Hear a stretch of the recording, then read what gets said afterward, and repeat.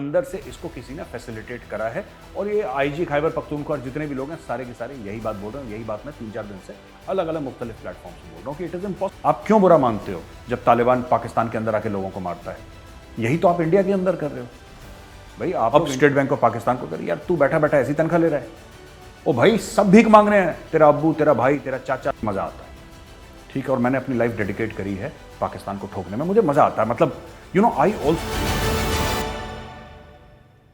जय हिंद दोस्तों, मैं हूं मेजर गौरवारी और आप देख रहे हैं द चाणक्य डायलॉग्स। इस वीडियो को लाइक करिए, हमारे चैनल को सब्सक्राइब करिए, बेल आइकन दबाना बिल्कुल मत भूलिएगा। और खासतौर से वो दोस्त जो हमारे वीडियोस देखते तो हैं लेकिन सब्सक्राइब नहीं करते, भाई भला क्यों? सब्सक्राइब करिए, ठीक है। आप जब सब्सक्राइब करते हैं और वो देखते हैं ना इतने सब्सक्राइबर बढ़ गए हैं, तो फिर कुछ मजा आ जाता है, मन चाहता है कि और मेहनत करें। अच्छा दोस्तों, ये हम आपको एक वीडियो नहीं दिखाएंगे, इसमें कॉपीराइट के इश्यूज हैं। आप वीडियो का एक स्क्रीन ग्रैब देखिए और ये वीडियो की आवाज सुनिए पीछे। ये तो ना मालूम है, ये हमें मालूम है, ये तो ना मालूम है, ये हमें मालूम है। तकबीर, अल्लाहू अकबर, तकबीर। सुना आपने दोस्तों, ये जो नामालूम हैं ये हमें मालूम है। ये कौन है लोग? ये हमने कल भी डिस्कस करा था, लेकिन अब एक नया एंगल आया है पेशावर के ब्लास्ट पे। ये पेशावर पुलिस है जो प्रोटेस्ट कर रही है। नामालूम कौन है? नामालूम अफराद कौन है पाकिस्तान में? नामालूम अफराद जिनके बारे में, वो लोग जिनके बारे में पता नहीं, उनकी आइडेंटिटी, उनकी शनाख्त, उनकी पहचान ही नहीं है, वो नामालूम है। ये अक्सर कहा जाता है आईएसआई को या ऐसे कोई सीक्रेट इदारे, सीक्रेट ऑर्गेनाइजेशन होती है जिनके बारे में कहा जाता है कि ये जो नामालूम है, ये कह रहे हैं कि ये हमें मालूम है। यानी कि आप एक बात सोचिए, और यही बात मैं लगातार कह रहा हूं कि किस तरीके से ऐसे हो सकता है कि पुलिस लाइन है, पुलिस लाइन के अंदर थाने के थ्रू आपको जाना है, और जो मस्जिद है वहां पे पुलिस वाले आते हैं और टॉप सिक्योरिटी की जगह है वो। ये नॉर्मल नहीं है जैसे आप इंडिया में होता है कि, क्योंकि इंडिया में ये सब चीजें होती नहीं, टचवुड, बट पाकिस्तान में वहां पे टॉप सिक्योरिटी है। कितने 100 लोग लगे हैं यहां पे, चेकिंग करो, ये करो, वो करो। और एक बंदा आता है, कहते हैं पुलिस यूनिफॉर्म में आया। अरे पुलिस यूनिफॉर्म में बेल्ट होती है, बूट होते हैं। आप 15, 20, 25 किलो, 30 किलो का आरडीएक्स कैसे ऐसे लगा के आ सकते हैं? It is not possible. और अब यह कहा जा रहा है कि वो जो बंदा है वो पुलिस की गाड़ी में आया था, वो पुलिस की वर्दी पहन के आया था और पुलिस के एरिया के अंदर से आया था, बाहर से नहीं आया था। अब मैं आपसे पूछता हूं कि ये कैसे हो सकता है? हाउ इज इट पॉसिबल यार? हाउ इज इट पॉसिबल कि पुलिस की गाड़ी भी ले आया, पुलिस की वर्दी भी ले आया और किसी को पता भी नहीं लगा? और इतने, अगर आप चेकिंग ना करें फिर ऐसी बात हो जाए, मुझे समझ में बात आती है, आई कैन अंडरस्टैंड। लेकिन वहां पे तो 5-5 जगह चेकिंग होती है। इसीलिए ये लोग कह रहे हैं कि साहब आप हमें मरवा रहे हो। ये खैबर पख्तूनख्वा के पुलिस वाले कह रहे हैं, ये अपनी सरकार से कह रहे हैं आप हमें मरवा रहे हो, आपकी फौज जो है हमें मरवा रही है, आईएसआई में मरवा रही है। और क्यों मरवा रही है मैं आपको बताता हूं। ये इसलिए मरवा रही है क्योंकि ये लोग इस वक्त नहीं चाहते कि खैबर पख्तूनख्वा में इलेक्शन हो, क्योंकि इनको पता अगर इलेक्शन होगा तो ये लोग हार जाएंगे, इमरान खान जीत जाएगा। इसीलिए ये बात चल रही है कि किसी तरीके से ऐसा माहौल कर दो कि साहब यहां पे तो लोग मर रहे हैं 100-100 की तादाद पे, यहां पे इलेक्शन हो ही नहीं सकता। कैसे कर लोगे यार? किस तरीके से आप इलेक्शन कर लोगे? ये एक माहौल बनाया जा रहा है, ठीक है। ये पुलिस वाले कह रहे हैं, मैं नहीं कह रहा। ये पुलिस वाले कह रहे हैं कि जो ये नामालूम है ये हमें मालूम है। We know who is responsible for this. कई कई बातें हुई, कई कई कॉन्स्पिरेसी थ्योरीज पाकिस्तान में हुई कि एक्चुअली ये सुसाइड बॉम्बर नहीं था, ड्रोन अटैक था, ये सब दुनिया भर की बातें। लेकिन इसके बारे में हमारे पास कोई प्रूफ नहीं है। आज की तारीख में तो हमें मानना पड़ेगा कि सुसाइड बॉम्बर है, लेकिन ये अंदर से कैसे आया? ऐसी जगह जहां पे टॉप सिक्योरिटी, किस तरीके से इसने पार कर दिया? यानी कि अंदर से इसको किसी ने फैसिलिटेट करा है। और ये आईजी खैबर पख्तूनख्वा और जितने भी लोग हैं सारे के सारे यही बात बोल रहे हैं। यही बात मैं 3-4 दिन से अलग अलग मुख्तलिफ प्लेटफॉर्म से बोल रहा हूं कि इट इज इम्पॉसिबल यार, इम्पॉसिबल है। हो ही नहीं सकता कि ऐसा हो जाए, हो ही नहीं सकता कि इतनी सारी चीजें, अगर उसको 5-7 चीजें करनी है तो हो सकता है वो 3 कर ले, बाकी 2 में पकड़ा जाए। यहां पे ऐसा नहीं हो सकता कि 7 चीजें करनी है और 7 जैसे 5 तो उसके वही थे, चेक पॉइंट थे।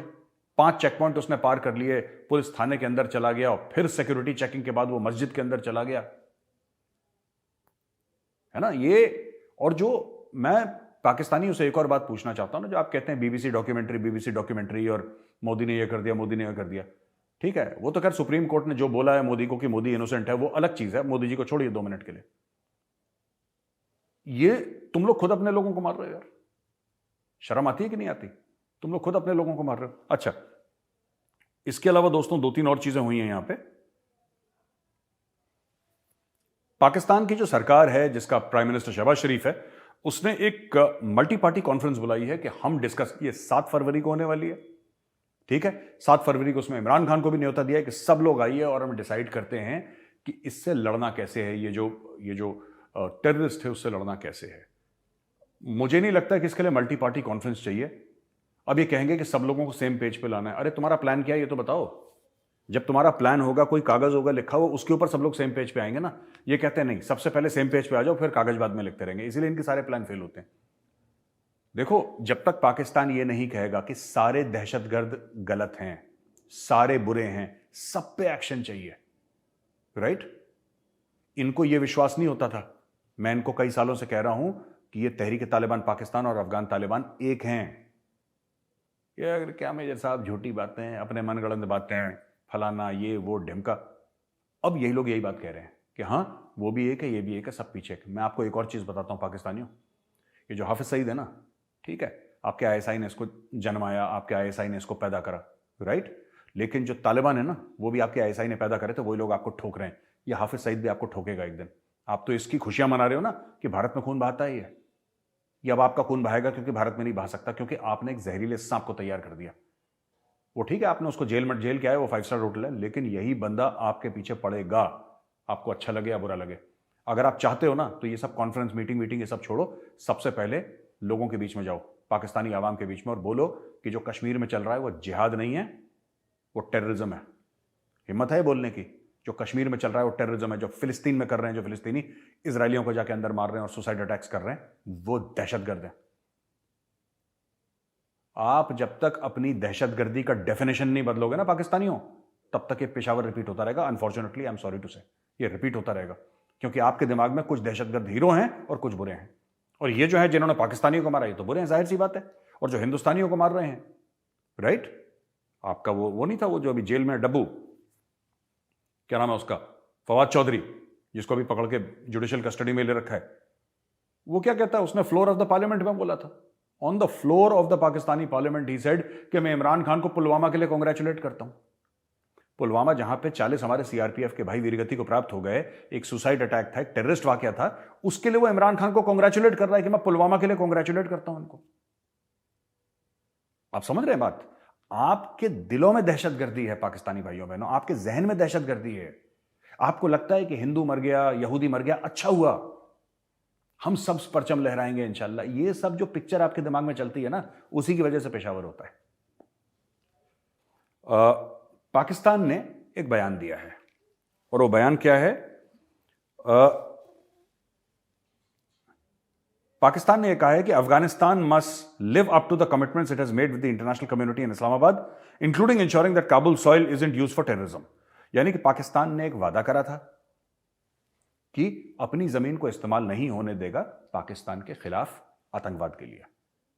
अब तुमने वादा करा है तो निभाना पड़ेगा, राइट। ये पाकिस्तान अफगानिस्तान को कह रहा है। मैं पाकिस्तानियों को कहता हूं कि बेटा यही वादा तो तुमने भारत से भी करा था। परवेज मुशर्रफ यही वादा करके गया था इंडिया कि आज के बाद पाकिस्तान की सरजमीन भारत के खिलाफ दहशतगर्दी के लिए इस्तेमाल नहीं होगी। तो भैया तुम अपना वादा रखोगे तभी तो दुनिया वादा रखेगी। दुनिया कहती है मुनाफिक है, इनसे क्या वादा करना और क्या ना करना। आपने अपना वादा पूरा कर लिया? आपने नहीं करा ना, आपने पूरा वादा नहीं करा अपना, आप भी कर रहे हो। भाई आप क्यों बुरा मानते हो जब तालिबान पाकिस्तान के अंदर आके लोगों को मारता है? यही तो आप इंडिया के अंदर कर रहे हो। भाई आप लोग इंडिया के अंदर यही तो कर रहे हो। कश्मीर में ये भेज दिया, 26/11 ये भेज दिया, अक्षरधाम मंदिर में ये भेज दिया, पार्लियामेंट में ये भेज दिया। 1993 RDX दाऊद इब्राहिम, कहां से आया वो? तो भारत में खून बहे, ठीक है, तुम्हारे यहां खून बहे तुम्हें बुरा लगता है, हमें तो पाकिस्तान का भी बुरा लगता है, इंडिया का भी बुरा लगता है, लेकिन आप लोग बड़ा एंजॉय करते हो यार कि इंडिया में ये हो गया, बड़ा मजा आया। तो ये मत करो, ठीक है। जो आप अफगानिस्तान वही कर रहा है जो आप हमारे साथ कर रहे हैं, वो अफगानिस्तान आपके साथ कर रहा है, और वो तो आपके मुस्लिम बिरादर हैं भाई, तो गले लगाओ जाके उनको। 417 अरब पाकिस्तानी रुपए, 417 अरब पाकिस्तानी रुपए जो खैबर पख्तूनख्वा को दिए थे दहशतगर्दी के खिलाफ लड़ने के लिए, वो गायब हो गए, ठीक है, वो गायब हो गए। तो पीएम शहबाज शरीफ ये बोल रहा है कि भाईजान वो पैसे गए कहां? तुम्हारी सरकार थी वहां पे इतने साल, 7-8-10 साल, पता नहीं कितने साल, इमरान खान की सरकार थी। वो कह रहा है कि कहां गए वो पैसे जो तुम्हें पैसे दिए थे। अब ये एक और स्कैम आया है खैबर पख्तूनख्वा में कि वो पैसे कहां गए। अब इमरान खान बोलेगा कि साहब अभी तो तुम्हारी हुकूमत है, सेंटर की हुकूमत है, ऐसे ही लगा रखा है वहां पे हमारा। ये तो तुमने अभी अभी असेंबलियां तोड़ी हैं 2 हफ्ते पहले, 2 हफ्ते पहले असेंबली तोड़ी है भाई, उसके पहले की बात है। वो पैसा कहां गया? अब ये सवाल इमरान खान से पूछा जा रहा है कि भाई तू खा गया पैसे। वो ये आपस में एक दूसरे के गरेबान पकड़ते रहते हैं, तो बोला कि ये खा गया है पैसा, इमरान खान के ऊपर लांछन लगाया है। ठीक है जी। सर्कुलर डेट मैनेजमेंट प्लान, अभी देखिए आईएमएफ की टीम बैठी पाकिस्तान, राइट, और उनके सारे बही खाते चेक हो रहे हैं अभी। हमें डर लगता था ना 10th क्लास के 12th क्लास के बोर्ड्स में हमारा पेपर चेक होगा, कहीं पता नहीं कौन करेगा, हम तो जानते भी नहीं उसको, और रिजल्ट आएगा, पता नहीं क्या रिजल्ट आएगा। धुक धुक होती थी ना पाकिस्तान के अंदर ही, वही धुक धुक धुक धुक स्ट्रेस बढ़ रहा है पाकिस्तान के अंदर। और पाकिस्तान को उन्होंने, आईएमएफ ने यह बोल दिया है कि भाई international monetary fund rejected the circular debt management plan presented by the government and asked the authorities to raise electricity tariff by 12 rupees 50 पैसा पर यूनिट, 12.5 रुपए पर यूनिट रेज करो, और unit in order to restrict the additional subsidy of rupees 335 billion for the current fixed relief. जो इस पर subsidy दे रहे हो बंद करो। यार कह रहे हैं आप अफोर्ड ही नहीं कर सकते, आपने जो सब्सिडी दे रखी है, आपने जो कम रियायती दरों पे जो आपने बिजली लोगों को फराहम आप कर रहे हैं, लोगों को दे रहे हैं, आप रियायत तो तब दोगे ना जब आपके पास पैसे हैं। आप भीख मांग के रियायत दे रहे हो यार, और भीख किससे मांग रहे हो? हमसे मांग रहे हो। फिर आप लोगों को रियायत दे रहे हो, फिर आप हमसे कह रहे हो कि हम तुमसे पैसा लेंगे, लेकिन वो पैसा तुम्हें वापस भी नहीं करेंगे। यार ऐसा कैसे हो सकता है? तो आईएमएफ ने उस पर ढक्कन लगा दिया। अब हर चीज देखिए, महंगाई का तूफान ऑलरेडी चल रहा है, अभी महंगाई की सुनामी आने वाली है पाकिस्तान में। तूफान चल रहा है, अभी देखिएगा सुनामी आएगी पाकिस्तान में। अगले 2-3 महीने they going to be very very tough for Pakistan. ये इशाक दर ने झूठ बोला, जो उनका फाइनेंस मिनिस्टर है। आर्टिफिशियली उसने रुपए की कीमत डॉलर के अगेंस्ट कंट्रोल करके रखी थी, और जैसे ही वो कंट्रोल हटाया, बोला मार्केट फोर्सेस को करने दो यार। आईएमएफ ने बोला जो मार्केट की फोर्स है उसको करने दो, तुम 3-5 क्यों कर रहे हो यहां से? वो नहीं साहब ऐसा नहीं, ओ क्या, छड़ो यार, हटाओ उसको, छोड़ो। उसने जैसे ही हाथ पीछे करा, रुपए घिस गया, बिल्कुल आधा, और घिस के हो गया आधा। ओके, अब स्टेट बैंक ऑफ पाकिस्तान ने इनको, फाइनेंस मिनिस्टर इशाक दर जिसने घिस दिया था रुपए को बिल्कुल, इसने स्टेट बैंक ऑफ पाकिस्तान को क्या बोला कि जो बाहर जो बड़े बड़े फिलैंथ्रोपिस्ट हैं, जो दान पुण्य का काम करते हैं, बड़े बड़े लोग पाकिस्तानी, उनको बोलो कि डॉलर दें। इस पे पाकिस्तान आ गया है कि जो दान पुण्य का काम करते हैं, जो दीन धर्म का काम करते हैं पाकिस्तानी, जो बड़े करोड़पति अरबपति बाहर रहते हैं, बड़े बड़े मोटे मोटे सेठ असामी, जिनके पास बड़ा पैसा है, उनसे बोलो कि पैसा दो पाकिस्तान को। अब ये उनसे भीख मांग रहे हैं, इंस्टीट्यूशनल बेगिंग हो रही है। देखिए, एक तो नॉर्मल भाई साहब पैसा दे, ये इंस्टीट्यूशनल बेगिंग हो रही है, राइट। अब स्टेट बैंक ऑफ पाकिस्तान भी भीख मांगेगा।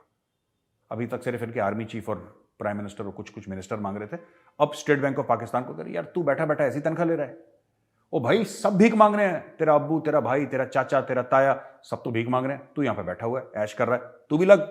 अब स्टेट बैंक ऑफ पाकिस्तान को लगा दिया इशाक दर ने कि तू भी भीख मांग, तो वो भी भीख मांगना शुरू करेंगे मोटे मोटे असामियों से बाहर कि डॉलर दे दो, ऊपर वाले के नाम पे बेटा डॉलर दे दो। अब एक बड़ी इंटरेस्टिंग खबर दोस्तों जो मैं आपके साथ शेयर करना चाह रहा था कि यूएस ने सिक्योर कर ली, 4 बेसेस सिक्योर कर लिए फिलीपीन से। ठीक है, ये बीबीसी की खबर है कि यूएस ने बोला कि चीन को साउथ चाइना सी और आसपास के एरिया में घेरने के लिए हमें बेसेस चाहिए, तो इन्होंने वो जो बेसेस हैं फिलीपीन से ले लिए। काफी समय से बात चल रही थी, उन्होंने फिलीपीन से बेसेस ले लिए हैं। ये कहते हैं कि there is no contingency in the South China Sea that does not require access to the Philippines. ऐसी कोई भी सूरत हाल नहीं है, कोई भी कंटिंजेंसी नहीं है कि ये करो तो फिर हम ये करेंगे, ये करो तो कंटिंजेंसी होती है ना कि ये करेंगे, जिसमें आपको फिलीपींस की जरूरत, फिलीपींस की जरूरत है। अच्छा, फिलीपींस क्रिश्चियन कंट्री है, तो अमेरिकन ऐसा समझते हैं कि हर चीज, कल्चर को भी इस्तेमाल करो, रिलीजन को भी इस्तेमाल करो, पैसे को भी इस्तेमाल करो, पॉलिटिक्स को भी इस्तेमाल करो, और फिलीपींस और चाइना के वैसे भी नहीं बनती। ठीक है, तो इन्होंने करा है कि enhance defence cooperation agreement EDCA है, उसके तहत ये साइन करा है, और ये बोला है कि ऊपर ऊपर स्टोरी है कि humanitarian and climate related disaster in the Philippines and उसको भी हम करेंगे। यानी कि हम फिलीपींस की हेल्प, भैया फिलीपीन से बेसिस ले रहे हो, आप उनको पैसा तो दोगे। अब पैसा आप कैसे दोगे? ये थोड़ा ना बोलोगे कितनी जमीन लाओ, इतना किराया लो, ना ना ना, आपको उसको अच्छी तरीके से एक जामा पहनाना होगा, एक कपड़ा उसको पहनाना होगा कि वो प्रेजेंटेबल लगे दुनिया के सामने। तो बोला है कि humanitarian and climate related disasters in the Philippines जो होते हैं उसमें अमेरिका आपकी हेल्प करना चाहता है, उसके लिए हमें जगह चाहिए। हमें अपने युद्धपोत थोड़ा ना खड़े करने, वहां पर फौज थोड़ा ना डालनी हमने। हम तो ये काम अच्छा भला, एनजीओ है हम। We are not the government of the United States of America, we are an NGO. हम तो लोगों का भला चाहते हैं। ठीक है जी, तो ये हो गया है। और ये जो नक्शा आप देख रहे हैं यहाँ पे, तो आपको ये जो है ये 4 जगह हैं, ये कैगियान, इजाबेला, पलावान और जम्बेल्स। तो ये 4 जगह इन्होंने ले लिया है। बिल्कुल आप देखते हैं सामने, बिल्कुल इसके देखिए ताइवान है, और बिल्कुल ताइवान के ऊपर पीपल्स रिपब्लिक ऑफ चीन, चाइना। तो ये चाइना को घेरने का यहां पे, अब यहां पे बेसिस होंगे और अमेरिकन वॉरशिप्स यहां पे आके डॉक करेंगे। और मैं आपको बता रहा हूं, इसमें क्वाड भी आएगा, इसमें ऑकस भी आएगा एक बार अमेरिका घुस जाए। और यहां पे आप देखेंगे 7-8 देश की नेवीज जो हैं यहां पे चाइना के आसपास घूमती रहेंगी, जिससे चाइना का गला जरूर सूखेगा। तो दोस्तों ये तो था जो अमेरिका चीन के खिलाफ कर रहा है फिलीपींस का इस्तेमाल करके। कुछ बड़े इंटरेस्टिंग ना सवाल आए हैं और मैं उनका जवाब आपको दूंगा जरूर। ये देखिए। तो दोस्तों पहला सवाल है श्री सिद्धार्थ का। नमस्कार sir, why does every Pakistani have to prove themselves and convince others to be Muslims despite being Muslims for real? For how long will Pakistan play the victim card in the world? Siddharth ji, एक तो बहुत बहुत धन्यवाद आपके सवाल के लिए। देखिए ना, बात यह है कि पाकिस्तान जो है, ये जो भी भारत को ना, मैं आपको बताता हूं, जो भी पाकिस्तानी टीवी पे आके भारत को गाली देता है, चाहे पाकिस्तान में चाहे इंडियन टेलीविजन पे आके, ठीक है, आप उससे पूछ लेना बेटा तेरे दादा का नाम क्या है, ना निकला उसके दादा का नाम रामलाल, तो मेजर अपना नाम बदल देगा। ठीक है। अब ये क्या है कि ये इंफीरियरिटी कॉम्प्लेक्स के शिकार हैं लोग। क्यों? क्योंकि ये कहते हैं मुसलमान है, मुसलमान है, मुसलमान है। अरब इनको नौकरों की तरह ट्रीट करते हैं क्योंकि वो असली मुसलमान है। तो ये अपने आप को प्रूव करते हैं कि जी हम भी प्योर मुस्लिम है, हम भी है। ये इनका, देखिए बात ये है कि ना, ये 99% तो पाकिस्तानी कन्वर्टेड है, राइट। और इनका जनरल बाजवा, आप देख लो ना, general Bajwa, Bajwa is a Sikh name, right. Bajwa is a Sikh name, Bajwa is a Hindu name. इनके राणा सनाउल्लाह, जो इनका इंटीरियर मिनिस्टर है, राणा सनाउल्लाह, इसका राणा क्या नाम है इसका? ये कहां से आया है? तो ये इनके जितने भी आप देखेंगे ना, many Pakistanis, they have very typical name, जो आपको लगेगा यार ये तो हिंदू या सिख नाम है। अब क्या करें, नाम तो है भाई, आपका नाम है, अब क्या करो? अब क्या करो?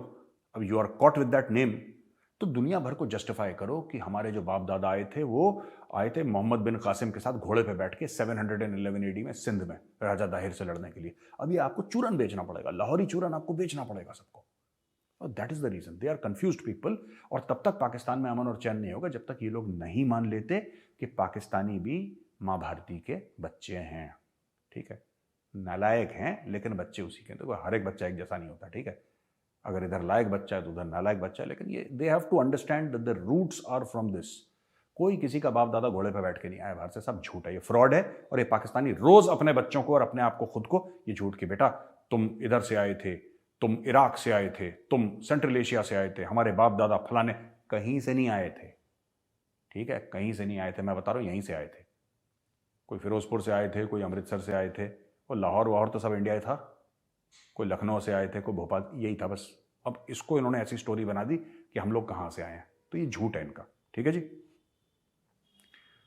सुब्रता पाल जी ये कहते हैं कि I am from Agartala, Tripura, और मैं आपका रेगुलर व्यूअर हूं। बहुत बहुत धन्यवाद Subrata ji. I have a question for you. So far we consider China are prime enemy, then why you focusing so much time on Pakistan instead of China? इनका मुझसे सवाल है कि मेजर साहब, आप तो ये मानते हो कि चीन हमारा असली दुश्मन है, तो आप पाकिस्तान पे फोकस क्यों करते हो? सुब्रता जी, मेरे पास आपके लिए इसका कोई ठोस जवाब नहीं है, बट मजा आता है। इसके अलावा मेरे पास कोई जवाब नहीं है कि मैं क्यों करता हूं, मुझे मजा आता है। ठीक है, और मैंने अपनी लाइफ डेडिकेट करी है पाकिस्तान को ठोकने में, मुझे मजा आता है। मतलब you know, I also do this. मैं जो यूट्यूब के वीडियोस बनाता हूं ना, क्यों बनाता हूं? मैं कभी, आपने देखा होगा, मैं पॉलिटिक्स के ऊपर कमेंट नहीं करता, मैं इसके ऊपर कमेंट नहीं करता, इसके ऊपर कमेंट नहीं करता। क्यों नहीं करता? जब तक कोई बिल्कुल हमारे गले के अंदर ही हाथ ना डाल दे, फौज के खिलाफ कोई नेता बात ना कर दे, हम क्यों नहीं? हम सिर्फ पाकिस्तान और चाइना के ऊपर भी बात करते हैं, ऐसी बात नहीं। जैसे आज के मैंने आपको चाइना की खबर सुनाई, लेकिन चाइना उतना कंटेंट नहीं देता, आप ये समझो ना यार। चाइना, सुब्रता जी, कंटेंट नहीं देता। चाइना बेवकूफ़ी की हरकतें बहुत कम करता है, बहुत कम। तो आपको चाइना से कंटेंट नहीं मिलेगा, आपको मज़ा पाकिस्तान से आएगा। ठीक है, आपको मज़ा जो है वो पाकिस्तान से ही आएगा। मैं बता रहा हूं, कोई मुल्क दुनिया का वो एंटरटेनमेंट आपको प्रोवाइड नहीं कर सकता जो पाकिस्तान करता है। ये आपके नेटफ्लिक्स, ये अमेजॉन प्राइम, और ये शाहरुख खान की पिक्चर चल रही है, और ये कौन कौन सी थी वो, पुष्पा और RRR, ये सब कुछ भी नहीं है। पठान ये कुछ भी नहीं है पिक्चरें। आप पाकिस्तान का देखिए जरा, पाकिस्तान के न्यूज़पेपर पढ़िए, आपको मजा आ जाएगा। मैं बता रहा हूं, आपको ऐसी किक लाइफ में नहीं मिली होगी। इतना आपको ऐसा लगेगा कि जैसे 4 कप आपने ब्लैक कॉफी पी ली हो, इतनी एनर्जी आप में आ जाएगी। आप पाकिस्तान का देखिए, मजा आ जाएगा। उसमें कॉमेडी भी है, उसमें इमोशन भी है, उसमें दुख भी है, उसमें सुख भी है। बिल्कुल मनमोहन देसाई की फिल्म है पाकिस्तान। तो पाकिस्तान देखिए, मजा इसी में। चीन में क्या मजा है यार, बोरिंग से लोग हैं वो। ठीक है, यस। अरित्र भट्टाचार्य, इन्होंने काफी, अरित्र जी आपने कई सारे सवाल पूछे। I just focus on one because I don't have time. India is one of the top powers in the world, but today still haven't been given a permanent position in the UNSC. Recently, with the Russia-Ukraine war, we have seen that UNSC has been unable to do anything to stop this senseless violence between both countries. UNSC is effectively useless on the global scale. Should we even try to get a seat? Yes, it's important that India have a seat. मैं आपको बताता हूँ अरित्रा जी क्यों India के लिए important है। पहली चीज तो ये ना कि UNSC जो होता है ना, यूनाइटेड नेशन सिक्योरिटी काउंसिल, ये जो है ये कंसेंसस से काम करता है, राइट? Overwhelming in favour. अब जैसे यूक्रेन का वॉर की आपने बात करी, आपने यूक्रेन रशिया के वॉर की बात करी, तो उसमें वहाँ पे 5 है ना जो UNSC के मेंबर्स हैं। आपकी US है, USSR है, चाइना है, आपका फ्रांस है, आपका इंग्लैंड है, UK। तो उसमें से 3 में से 2 तो, यानी कि चाइना एब्सटेन कर रहा है, राइट? चाइना कुछ नहीं बोल रहा। USSR ने तो एक्चुअली हमला कर दिया यूक्रेन पे। तो बाकी 3 क्या करेंगे? It's like a club, you know. आप और मैं एक मकान में रहते हैं, ठीक है, और हमारी ये डील है कि इस मकान में जो भी हम चेंज करेंगे, आप फर्स्ट फ्लोर पर रहते हैं, मैं ग्राउंड फ्लोर पर रहता हूं, और हमारी ये डील है कि भाई जो भी हम करेंगे इस मकान के लिए, या कुछ भी हम कंस्ट्रक्शन करेंगे, आपस में बातचीत करके करेंगे। ये हमारी डील हो गई, हमने साइन कर दिया। अब अगर मैं चाहूं कि मैं एडिशनल कुछ कंस्ट्रक्ट कर दूं, क्या मैं आपकी इजाजत के बगैर कर सकता हूं? नहीं कर सकता। तो जब तक सब प्लेटफॉर्म नहीं आएंगे तब तक ये काम नहीं हो पाएगा। तो दोस्तों, आज का वीडियो देखने के लिए बहुत बहुत धन्यवाद। इस वीडियो को लाइक करिए, हमारे चैनल को सब्सक्राइब करिए, बेल आइकन दबाना बिल्कुल मत भूलिएगा। जय हिंद, भारत माता की जय और वंदे मातरम।